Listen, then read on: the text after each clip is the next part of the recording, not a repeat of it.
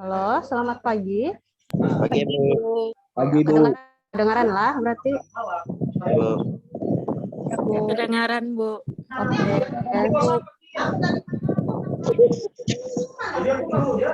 Kalau pada makan malam, ya tinggal esok.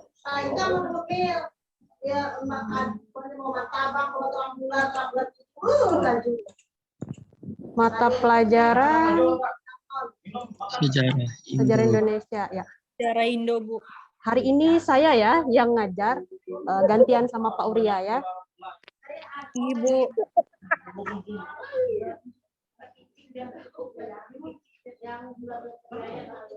PowerPoint-nya kelihatan? Ya, Bu, terlihat, Bu. Ya, Bu, kelihatan, Bu. Iya. Oh ya, sebelumnya saya kasih tahu dulu ya, untuk soal UTS nanti kalian cek di Google Classroom masing-masing ya. Ya, Bu.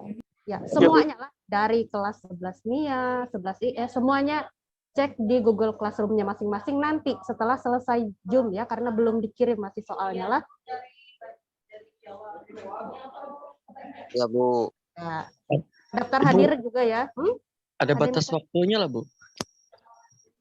Kalau saya ya untuk kelas yang IS 3 dan 4 saya kasih waktu nanti sampai jam 12 malam. Nah, Kirimnya di GC, Bu. Iya, nanti digecek. Tapi nanti deh lah. nanti, Boy. Ya, nanti.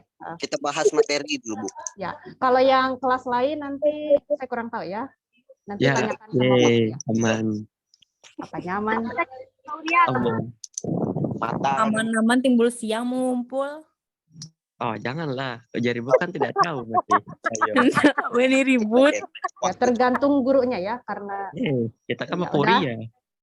ya. Sekarang lihat ya, materi hari ini adalah peristiwa sekitar proklamasi kemerdekaan Indonesia.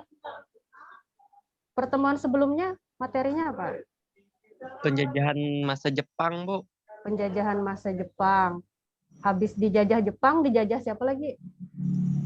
Belanda. Udah. Merdeka, Bu. Hah? Merdeka, Bu. Belanda. Ya, merdeka lah, kan ada lagi dijajah. No. Inggris, Belanda lah. Nggak ada ya. Udah berakhir merdeka. Jadi habis Iya. pertama dijajah bangsa Eropa kayak Belanda, Iya, Belanda. Inggris, segala macam. Habis itu dijajah Jepang, habis itu ya udah merdeka lah. Ya, merdeka. Kok siap lagi Sekarang- jajah lah. Baca proklamasi lah, Bu. Ramai, woy, kebanyakan untung. Kenapa? Ya, untuk kelas IS 3 4 ini udah ya, jadi kita ya udah Ya, Bu, mengingat udah, kembali Pak. lah, mengingat kembali ya, ingat kembali. Ya, Bu. Ya, sekarang masuk slide kedua. Iya.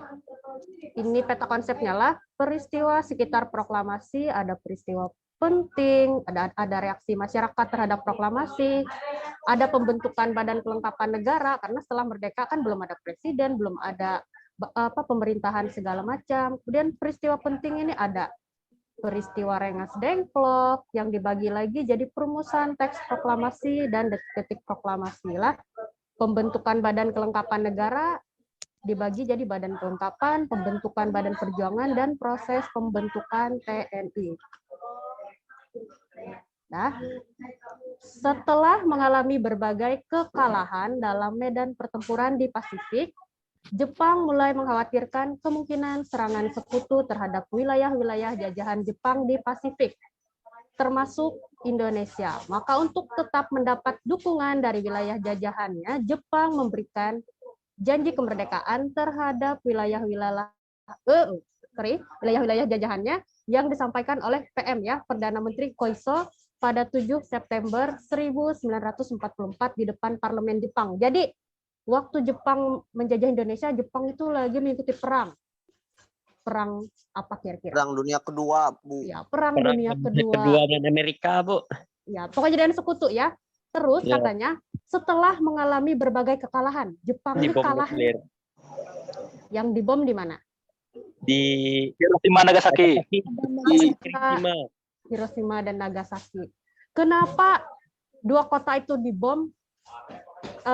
Akibatnya Publik. Jepang sampai mundur dari Perang Dunia Kedua. Ada apa dengan dua kota itu? Apa ibu kota paling terpenting di situ, Bu?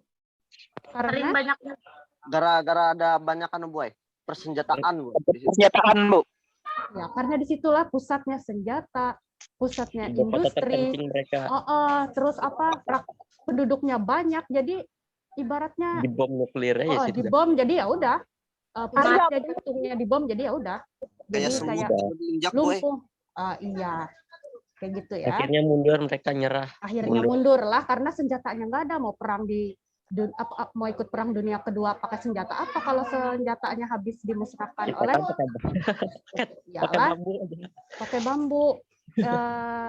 Mereka nggak pakai bambu lah.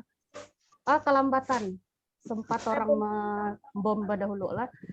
Selanjutnya Udah canggih ya, karena tadi Jepang kan kalah tuh di perang dunia kedua, terus supaya tetap dapat dukungan dari Indonesia, maka Perdana Menteri Jepang yang namanya Koiso ini memberikan janji kepada rakyat Indonesia bahwa rakyat Indonesia akan diberikan kemerdekaan, tapi harus membantu Jepang di Perang Dunia Kedua. Nah, makanya janjinya dikenal dengan janji Koiso, karena yang menyampaikan janji ini adalah Perdana Menteri Koiso. Sebagai realisasi atau wujud nyatanya lah, maka Tentara Pendudukan Jepang di Indonesia membentuk Badan Penyelidik Kemerdekaan Indonesia yang disebut dengan nama Jepangnya Dokuritsu Junbi Kosakai atau dikenal dengan BPUPKI pada tanggal 1 Maret 1945.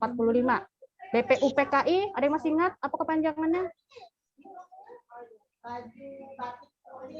Badan Penyelidik Usaha-usaha Kepersiapan Indonesia. Ya, kemerdekaan Indonesia atau nama Jepangnya Dokuritsu Junbi Kosakai. Jadi organisasinya bentukan Jepang, tapi anggota-anggotanya orang Indonesia. Tujuannya apa? Buat membantu Indonesia mempersiapkan kemerdekaannya untuk mengambil simpati rakyat Indonesia tadilah supaya membantu Jepang. BPUPKI ini bertugas menyelidiki dan menyusun kelengkapan sebuah negara. Antara lain menyusun dasar negara dan undang-undang dasar. Terus BPUPKI dilantik tanggal 28 Mei 1945 dan memulai sidang pertamanya tanggal 29 Mei sampai 1 Juni tahun 1945. Ketua BPUPKI ini adalah Dr. Rajiman Widyodiningrat. Terus hasil sidangnya tadi, hasil sidang BPUPKI adalah menghasilkan Piagam Jakarta yang ditandatangani tanggal 22 Juni tahun 1945 sebagai dasar negara yang disebut dengan Pancasila. Hafalkan Pancasila? Nah, apa? Hafal. Terus hasil sidangnya tadi selain menghasilkan Pancasila, menghasilkan rumusan Undang-Undang Dasar 1945. Setelah menyelesaikan tugasnya, BPUPKI ini dibubarkan oleh Jepang lah dan diganti lagi dengan organisasi baru, itu PPKI atau panjangannya Panitia Persiapan Kemerdekaan Indonesia atau nama Jepangnya Dokuritsu Junbi Inkai. Jadi BPUPKI diganti jadi PPKI. PPKI ini dibentuk tanggal 7 Agustus 1945, di mana panitianya bertugas menyiapkan kemerdekaan Indonesia dan diketuai langsung oleh Insinyur Soekarno. Lah, jadi PPKI ini melanjutkan tugas BPUPKI tadi. Nah, terus sampai sini ada yang mau ditanyakan? Nggak ada. Lanjut lagi ya. PPKI diundang ke Dalat. Dalat ini nama daerah di Vietnam lah. Tahu Vietnam? tahu negara tetangga. Negara tetangga. Ya, termasuk Asia Tenggara juga lah. Nah, Ya, Bu. pada tanggal 9 Agustus 1945, pimpinan PPKI yaitu Insinyur Soekarno tadi ya, dan ada Muhammad Hatta, dan ada Dr. Rajiman tadi, diundang oleh Jenderal Terauchi Hisaichi, Panglima tertinggi Angkatan Perang Jepang di Asia Tenggara ke Dalat. Jadi Soekarno, Hatta, dan Dr. Rajiman tadi diundang ke Dalat, ke Vietnam lah oleh Panglima Angkatan Perang Jepang lah yang memimpin di Asia Tenggara.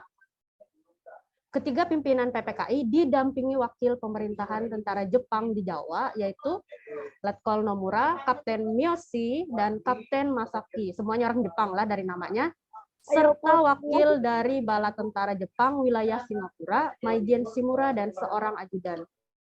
Terus pertemuan di Dalat itu, pertemuan dengan Terauchi tadi, Terauchi nama orang ya, terjadi pada tanggal 12 Agustus tahun 1945, pukul 10 pagi waktu setempat. Nah, Jepang kalah yang kotaknya dibom itu tanggal berapa? Ada yang ingat nggak?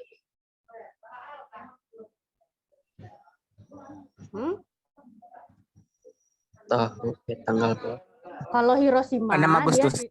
Ya, Hiroshima 6 Agustus. 6 Agustus sama 9 Agustus. Nagasakinya 3 hari kemudian, 9 Agustus. Sedangkan 12 Agustus Insinyur Soekarno Muhammad Hatta itu pergi ke Dalat ya, ke Vietnam. Inti pertemuan mereka pembicaraannya adalah Jepang menyerahkan urusan kemerdekaan kepada PPKI tentang segala persiapan waktunya. Jadi Jepang itu menyerahkan, urus aja Indonesia kemerdekaannya, apa-apa yang diperlukan lah, pokoknya urusannya PPKI gitulah. Kemudian tanggal 15 Agustus 1945 rombongan kembali ke tanah air dan disambut oleh pimpinan Angkatan Darat Jenderal Yamamoto.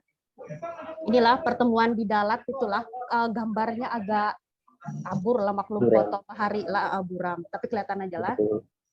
Hitam putih. Terus ya hitam putih, nggak ada berwarna lah.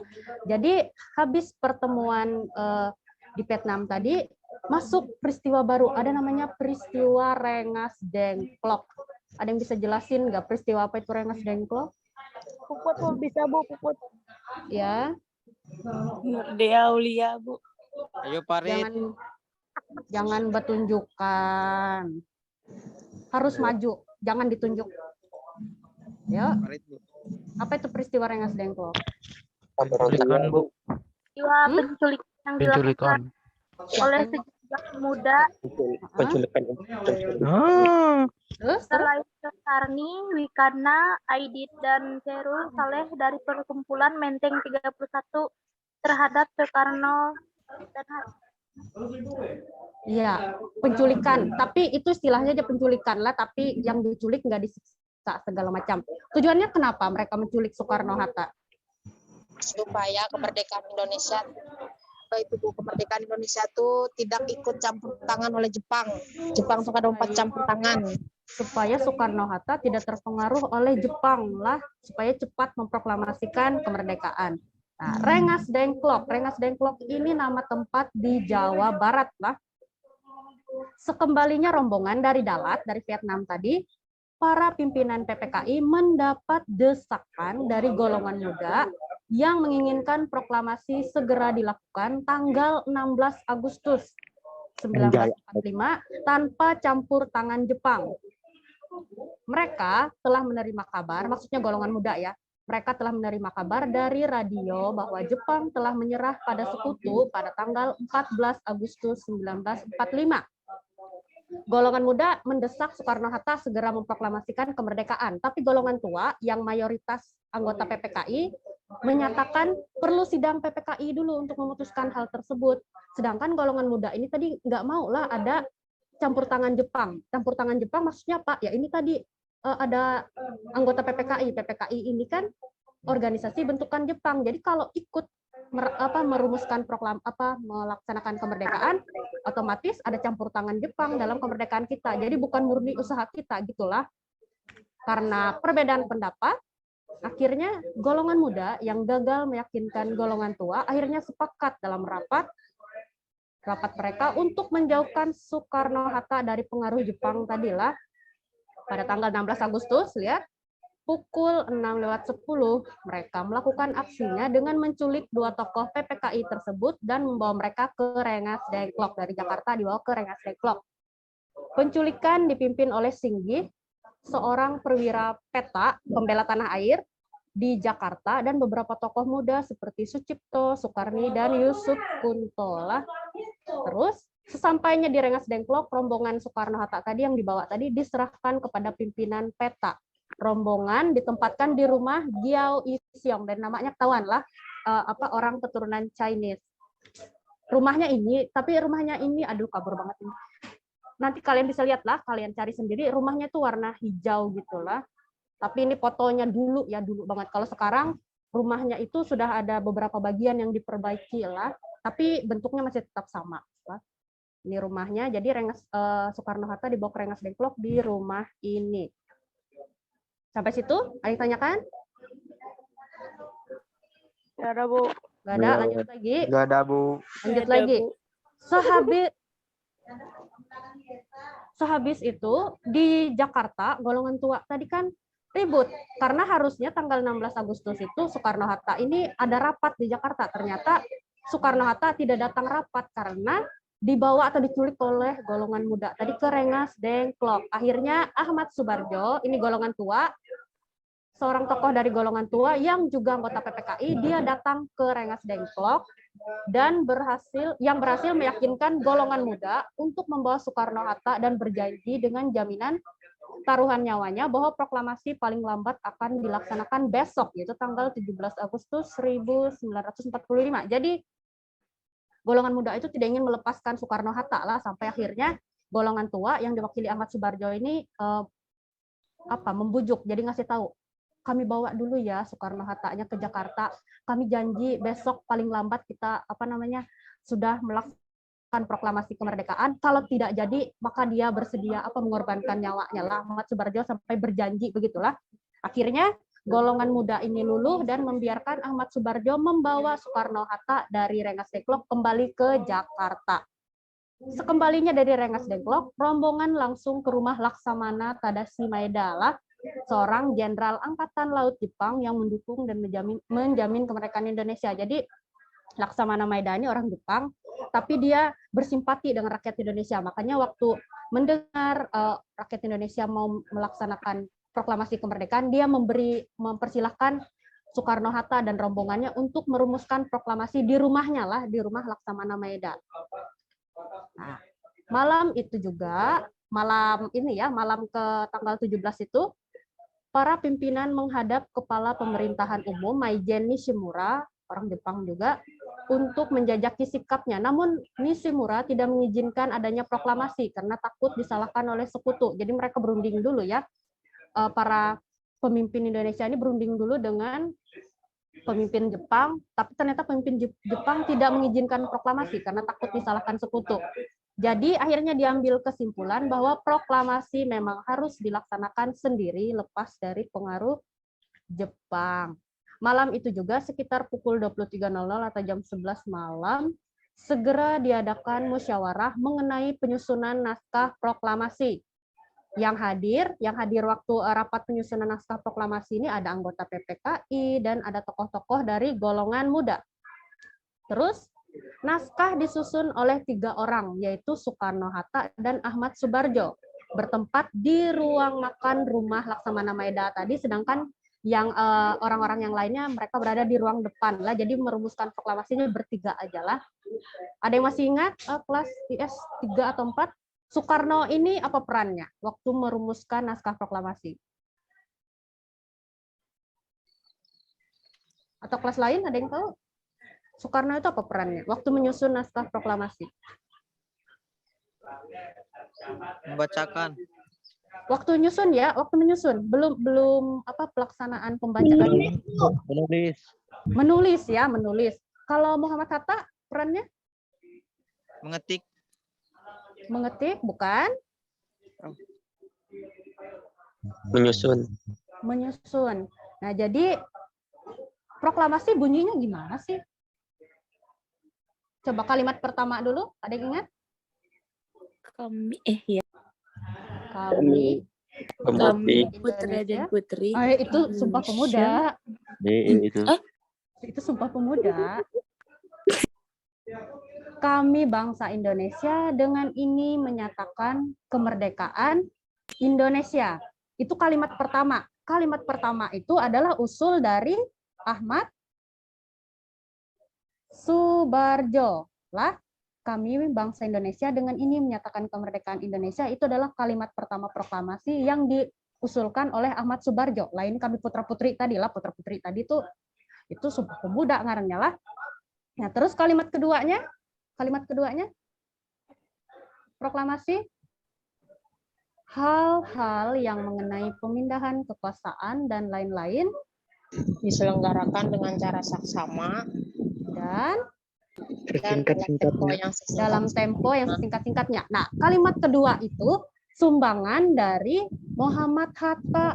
Ingatlah, Ahmad Subarjo menyumbangkan kalimat pertama proklamasi, Muhammad Hatta menyumbangkan kalimat kedua, sedangkan Soekarno yang menulis itu perannya. Nah, ini rumah Laksamana Maeda, tempat mereka merumuskan proklamasi. Sekarang rumah ini dijadikan museum proklamasi kalau nggak salah ya. Nah, ini ruang makannya. Mereka merumuskannya di sini bertiga, Ahmad Subarjo, Muhammad Hatta, dan Soekarno. Terus di sini ruang tengah, tempat yang lain menunggu, rombongan yang lain menunggu. Dan ini mesin tik lah untuk mengetik naskah proklamasi yang ditulis oleh Soekarno tadi. Nah, lihatlah. Kalimat pertama atas usulan Subarjo diambil dari pembukaan Undang-Undang Dasar 1945. Kami bangsa Indonesia dengan ini menyatakan kemerdekaan Indonesia. Kalimat keduanya usulan Muhammad Hatta tadi, dan Soekarno bertugas menulis kedua konsep tersebut. Nah, inilah tulisan Soekarno. Namanya konsep, masih ada yang salah, ini masih ada coretan gitu. Dan akhirnya ketika konsepnya udah selesai, naskah proklamasinya diketik oleh siapa? Siapa yang ngetik? Sayuti Melik lah. Sayuti Melik yang mengetik naskah proklamasinya biar rapi. Setelah konsep tersebut jadi, lalu dibawa ke ruang depan, mereka bertiga tadi pergi ke ruang depan untuk musyawarah. Timbul masalah tentang siapa yang akan menandatangani naskah tersebut. Atas usulan Soekarni, teks ditandatangani saja oleh Soekarno-Hatta atas nama bangsa Indonesia. Awalnya, harusnya yang tanda tangan di naskah proklamasi itu semua orang yang hadir. Jadi misalnya yang hadir ke 20 orang itu yang tanda tangan di naskah proklamasi. Tapi golongan muda tidak setuju. Kenapa kira-kira? Kenapa golongan muda tidak setuju semua orang yang datang rapat itu menandatangani naskah proklamasi? Mungkin ada yang bilang, kebanyakan buai kada ada wadah tanda tangannya. Karena golongan muda buai kada mau ada campur tangan dari Jepang. Ya, karena golongan muda tidak ingin ada campur tangan dari Jepang. Siapa campur tangan Jepang? Nah, kan tadi di rapat itu ada golongan tua. Golongan tua ini kan dia anggota PPKI, sedangkan PPKI adalah organisasi bentukan Jepang. Jadi kalau anggota PPKI tanda tangan, otomatis ada campur tangan Jepang di proklamasi. Itulah. Nah, untuk menghindari hal tersebut, akhirnya Soekarni memberi usul yang tanda tangan Soekarno-Hatta saja atas nama bangsa Indonesia, karena mereka tokoh utama bangsa kita lah. Nah, ini naskah diketik oleh Sayuti Melik dengan sedikit perubahan, seperti kata tempo diganti dengan tempo, wakil-wakil bangsa Indonesia diganti dengan atas nama bangsa Indonesia, kemudian penulisan tanggal menggunakan tahun Showa atau Sumera atau penanggalan Jepang. Naskah yang diketik disebut sebagai naskah otentik atau sejati. Jadi naskah yang diketik Sayuti Melik itu masih ada sampai sekarang dan disimpan di museum lah. Di dalam kayak kotak kaca gitulah, nggak boleh disentuh-sentuh karena bisa rusak lah. Nah, ini naskah proklamasi yang sudah diketik oleh Sayuti Melik. Lihatlah, nggak ada yang aneh. Yang agak janggal di sini ya. Jakarta hari 17 bulan 8 tahun 05. Kita merdeka tahun 1945. Kenapa tahun 05?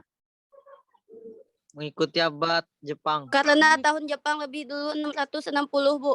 Ya, karena mengikuti tahun Jepang lah. Jadi tahun Jepang, karena waktu itu kita mengikuti, pokoknya sistem kalender Jepang itu 660 tahun lebih awal. Jadi 1945 ditambah 660 tahun seperti tahun Jepang, hasilnya adalah 2605. Jadi tahun waktu itu, kalau mengikuti tahun Jepang itu tahun 2605. Disingkatlah tahun 05. Jadi jangan heran lagi nantilah. Oh, kenapa tahunnya 05? Kenapa salah ketik ke ini nih? Bukan ya, karena ngikuti tahun Jepang. Ini naskah proklamasi yang sudah diketik.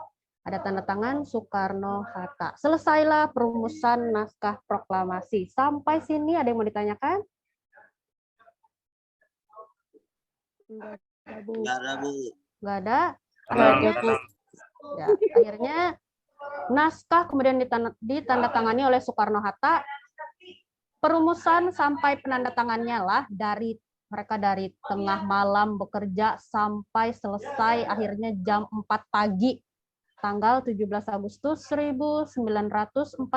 Akhirnya diputuskan saat itu juga bahwa proklamasi akan dibacakan pada tanggal 17 Agustus 1945 pada pukul 10.00 pagi di halaman rumah Soekarno di Jalan Pegangsaan Timur nomor 56 Jakarta.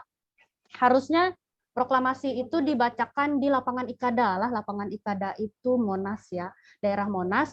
Cuman ketika rakyat mau datang ke lapangan Ikada itu lapangannya ternyata dijaga oleh tentara Jepang. Jadi kalau misalnya tetap memaksakan diri untuk memproklamasikan kemerdekaan di situ, bakalan terjadi bentrok lah antara rakyat Indonesia dengan tentara Jepang. Akhirnya dipindahlah pembacaan proklamasinya ke rumah Soekarno.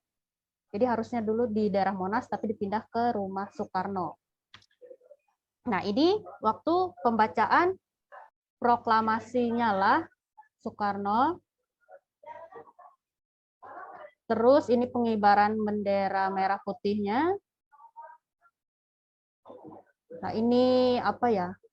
Bukan peserta lah, audiensnya lah yang mengikuti proses pembacaan proklamasi dengan hikmat, dan ini Soekarno dan Muhammad Hatta lah. Ini tepat pukul 10 dikumandangkanlah proklamasi oleh Soekarno didampingi Muhammad Hatta, kemudian membuka dengan pidato singkat dan dibacakanlah teks proklamasi yang telah disusun semalam sebelumnya. Jadi proklamasi itu disusun satu malam sebelumnya lah. Selesai jam 4 pagi, terus jam 10-nya langsung dibacakan. Terus bendera merah putih dikibarkan oleh perwira peta atau pembela tanah air tadi yang bernama Latif, Hendraningrat, dan Suhut. Kemudian diiringi lagu Indonesia Raya. Dengan dibacakannya proklamasi, apa kira-kira?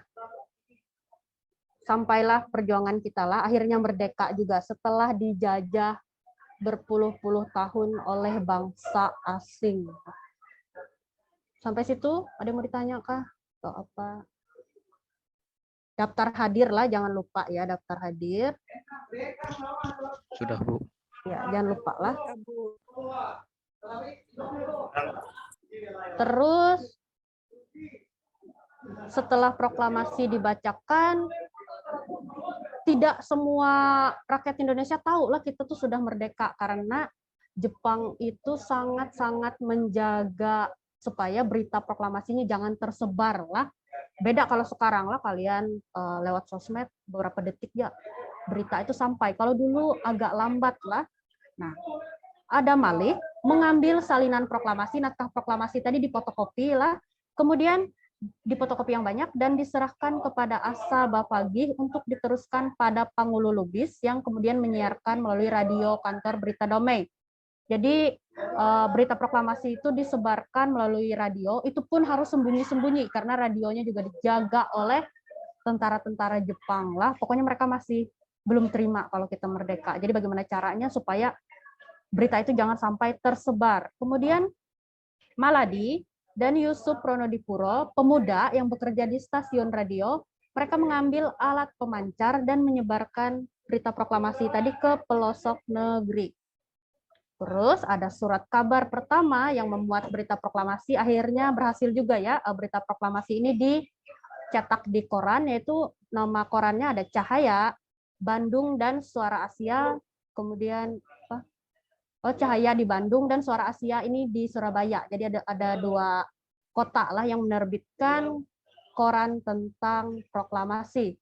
Tapi karena ketahuan oleh Jepang, akhirnya dua kantor berita itu oleh Jepang. Tapi muncul lagi di Semarang nama korannya Suara Merdeka yang menyebarkan juga semangat kemerdekaan. Reaksi rakyatnya bagaimana setelah mendengar kita merdeka? Nah, rakyat menyambut baik dan sukacita berita tentang proklamasi. Terus bendera merah putih juga berkibar di mana-mana. Ada kegiatan coret-coret anti-imperialisme atau anti-penjajahan yang dilakukan di setiap sudut kota, terutama ditujukan pada pasukan sekutu yang akan mengambil alih kekuasaan dari tangan Jepang. Jadi harusnya setelah kita dijajah Jepang, harusnya sekutu itu lagi yang memimpin, yang berkuasa di Indonesia. Cuman rakyat kita ya, pemimpin-pemimpin kita mengambil waktu, mengambil kesempatan di tengah-tengah sebelum kekuasaan pindah dari tangan Jepang ke sekutu, kita mengambil kesempatan untuk segera melaksanakan proklamasi kemerdekaan. Terus setelah kemerdekaan, sebulan kemudian ya, tanggal 19 September tahun 1945, ada rapat dilaksanakan di lapangan Ikada atau daerah Monas tadi ya. Nah, ini aksi coret-coret menentang sekutu tadilah, bisa dilihat kayak di tembok-tembok atau di dinding-dinding apakah di bangunan dicoret-coret oleh rakyat kita lah, sebagai bentuk protes kepada sekutu lah yang menyatakan kita udah merdeka gitu lah. Nah, ini juga ada Soekarno yes katanya, Van Mook Van den Plas no katanya gitu ya. Terus ini juga lihatlah rakyatnya dulu ya. Waktu merdeka mereka senang sekali, jadi mereka kayak pawai keliling kota sambil meneriakkan merdeka, merdeka gitulah. Sampai situ.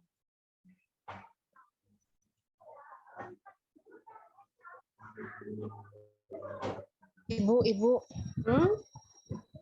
boleh itu saya Sukartini boleh izin lah Bu, pembinaan ekonomi di sekolah.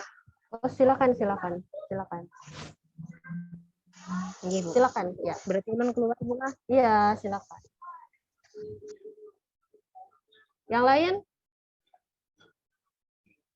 Siapa tahu ada pembinaan juga yang lain? Nggak ada, Bu. Nggak ada. Puput guru, Bu. Kalau nggak ada, lanjut lagi ya. Reaksi rakyat, ada Sultan Jogja, Hamengkubuwono IX, dan Paku Alam VIII mendukung penuh dan menyatakan Yogyakarta menjadi bagian dari Republik Indonesia. Ini dukungan dari segi pemimpinnya lagi lah. Kemudian di Yogyakarta ada Ki Hajar Dewantara dengan mengendarai sepeda melakukan pawai keliling kota bersama-sama murid-muridnya sore hari pada tanggal 17 Agustus 1945.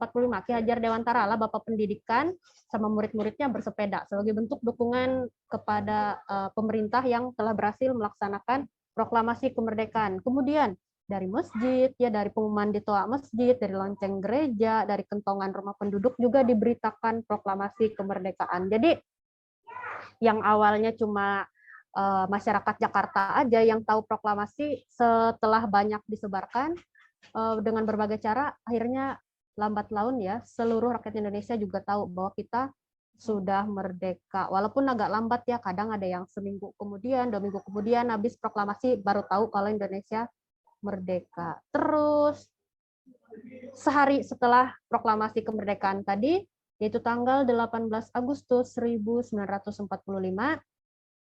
PPKI itu melaksanakan sidang yang mana agendanya itu mengesahkan dan menetapkan Undang-Undang Dasar 1945. Kemudian mereka memilih Soekarno sebagai presiden dan Muhammad Hatta sebagai wakilnya.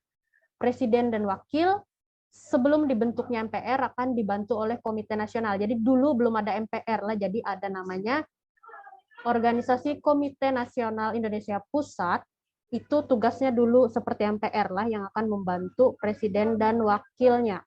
Terus sidang tanggal 19 Agustus mereka membentuk 8 provinsi karena baru merdeka lah, jadi pemerintahannya juga masih belum ada, awalnya daerah-daerahnya masih belum dibagi. Jadi sidangnya untuk menyusun pemerintahan kita dan membagi daerah-daerahnya juga ya sebagai negara yang merdeka lah. Kemudian membentuk 8 provinsi. Dulu 8, sekarang berapa provinsi kita? 34. 34 ya, banyak banget lah.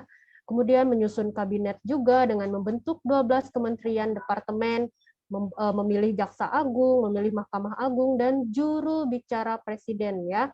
Kemudian juga mereka membentuk Komite Nasional Indonesia Daerah atau KNID untuk membantu tugas gubernur. Kalau KNIP tadi yang Komite Nasional Indonesia Pusatnya untuk membantu presiden wakilnya, kalau yang Komite Nasional Indonesia Daerahnya untuk membantu gubernur. Nah, ini kabinet pertama lah, Presiden Soekarno, wakilnya Muhammad Hatta, dan ini menteri-menterinya lah, kabinet pertama. Ini menteri-menterinya. Terus PPKI sidang lagi tanggal 22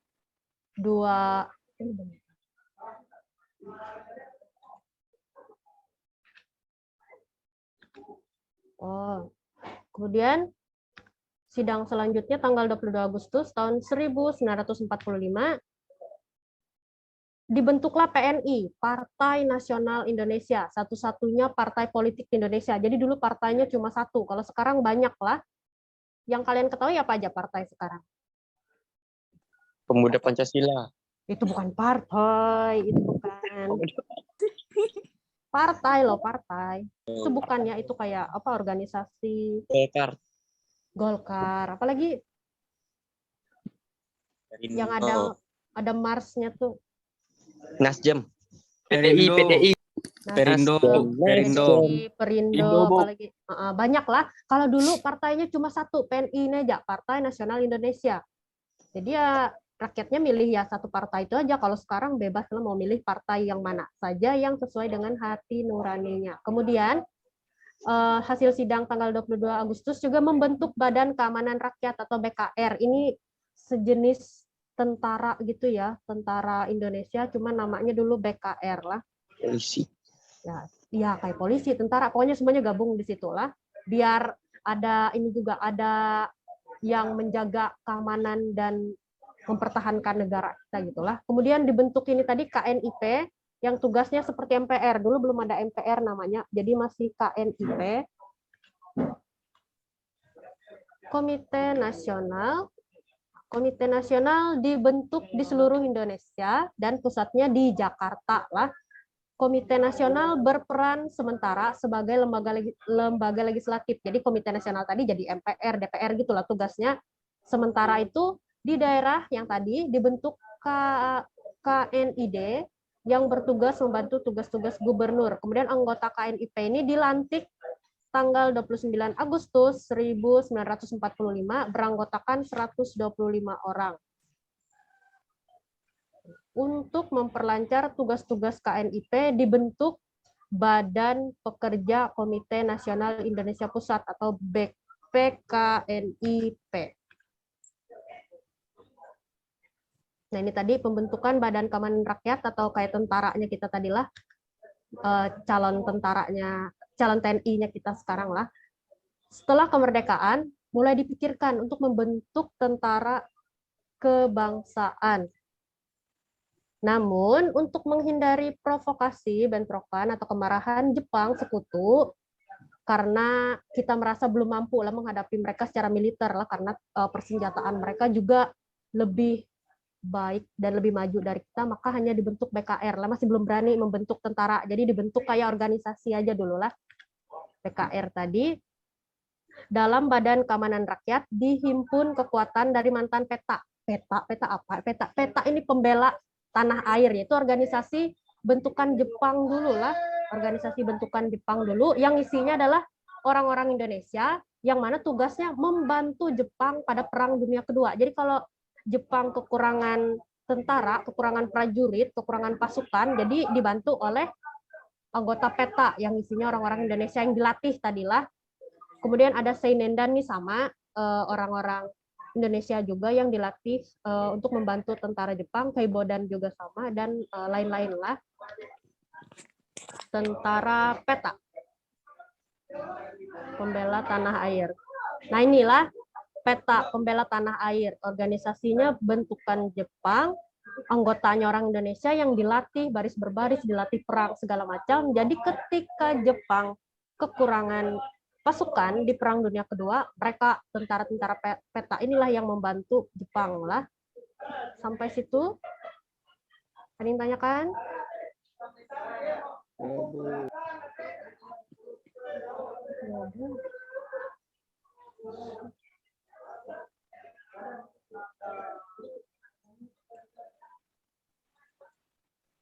Terus, nah ini Heiho sama organisasi bentukan Jepang juga, isinya orang-orang Indonesia juga yang dilatih lah. Nah Heiho.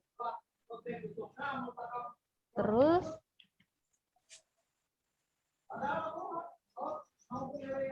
reaksi pemuda akibat dari pembentukan Badan Keamanan Rakyat. Kebijakan pemerintah dalam membentuk BKR mendapat reaksi tidak puas dari golongan pemuda. Lah mereka menginginkan bentuk tentara nasional. Mereka maunya langsung ada organisasi tentaranya lah, bukan cuma Badan Keamanan Rakyat aja. Oleh karena itu, maka pemuda kemudian membentuk laskar-laskar perjuangan lah, atau laskar-laskar bersenjata seperti API atau Angkatan Pemuda Indonesia, BPI, Barisan Pemuda Indonesia, Hizbullah, dan Sabilillah. Lah, mereka maunya organisasinya lebih besar lagi lah, bukan yang kecil gitulah. Nah, Laskar Rakyat, lihatlah. Ini cikal bakalnya tentara nantilah, tapi ini organisasinya Laskar Rakyat namanya lah. Terus akhirnya dari BKR diubah namanya jadi TKR, Tentara Keamanan Rakyat. Kebijakan pemerintah menunda pembentukan tentara semakin gawat karena hampir di setiap kota terjadi pertempuran, baik terhadap Jepang maupun sekutu lah, atau APNEI dan Nicani tadi. Jadi walaupun kita habis merdeka, kita tuh masih perang sana sini lah, karena masih banyak bangsa asing yang berusaha merebut atau ingin menguasai Indonesia, masih berusaha menjajah kita walaupun kita sudah merdeka. Sedangkan kita belum ada tentara segala macam. Jadi pertahanan negara kita tuh masih lemah lah. Dan akhirnya tanggal 5 Oktober tahun 1945 pemerintah mengeluarkan maklumat atau pengumuman yang isinya menyebutkan bahwa untuk memperkuat keamanan umum diadakanlah suatu tentara keamanan rakyat. Ini pembentukan Tentara Keamanan Rakyat. Ditunjuk kemudian sebagai pimpinan tertinggi TKR, Tentara Keamanan Rakyat, adalah Supriyadi. Supriyadi ini adalah tokoh pemberontakan peta, maksudnya tokoh orang Indonesia yang memberontak terhadap Jepang lah, tokoh peta yang memberontak terhadap Jepang di Blitar, dan dibantu oleh Kepala Staf Umum yang dipimpin oleh Jenderal Urip Sumoharjo. Kemudian, tapi Supriyadi yang dipilih jadi pimpinan tertinggi tadi tidak kunjung muncul setelah ditunggu selama 1 bulan, sehingga atas saran Jenderal Urip ditunjuklah Kolonel Sudirman untuk menjadi Panglima TKR melalui konferensi militer pada bulan November 1945. Jadi,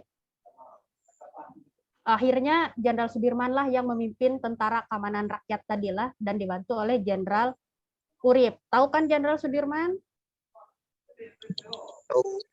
Ya. Sampai sini ada yang tanyakan?